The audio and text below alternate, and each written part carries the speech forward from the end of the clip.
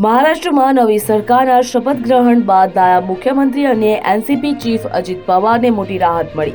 આવકવેરા વિભાગની ટ્રિબ્યુનલે પાવનની 1000 કરોડથી વધુની સંપત્તિ મુક્ત કરી।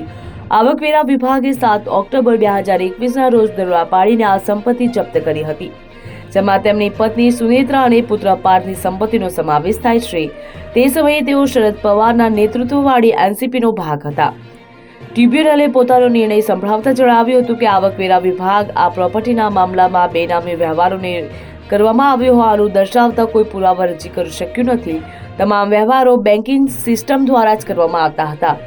આવકવેરા વિભાગ દ્વારા અજિત પવારની જે મિલકતો જપ્ત કરવામાં આવી હતી તેમાં દિલ્હીમાં એક ફ્લેટ, સાતારામાં સુગર ફેક્ટરી અને ગોવામાં એક રિસોર્ટનો સમાવેશ થાય છે। પવાર તરફથી હાજર રહેલા એડવોકેટ પ્રશાંત પાટીલે જણાવ્યું કે પવાર પરિવારે આ મિલકતો અંગે કોઈ ખોટું કામ કર્યું નથી અને તેમની સામેનો આરોપ પાયાવિહોણા છે।